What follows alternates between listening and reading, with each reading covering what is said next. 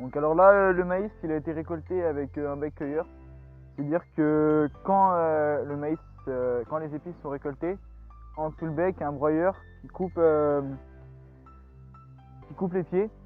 Pourquoi on broie le maïs?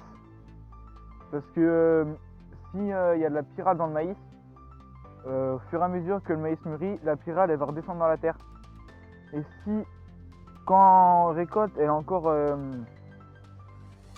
dans le pied, mais plus haut, lorsqu'on va broyer, ça va broyer à la pyrale en même temps et la pyrale va pas redescendre dans la terre. Et un maïs qui est non broyé, donc je vais vous mettre une photo juste ici, il va être à peu près à cette hauteur là. Et là, la pyrale elle va redescendre dans la terre. Et si la pyrale redescend dans la terre, elle va se mettre en hibernation et on va la retrouver les années à suivre pour les autres cultures. Donc comment ça se passe? Une fois que le maïs est récolté, avec l'ébène, il le ramène dans une fosse de réception. Ensuite, par des systèmes de vis, il est mis dans un trieur. Donc c'est là où on enlève toutes les impuretés que la moissonneuse n'a pas réussi à trier.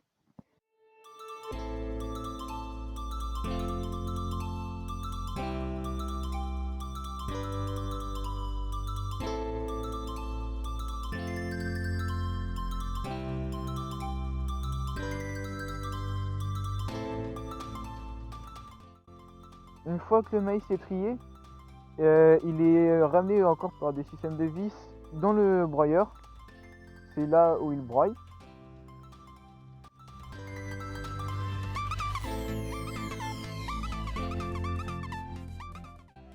Et pour finir, il est ramené par une sauterelle dans le silo couloir pour ensuite être tassé avec un bobcat.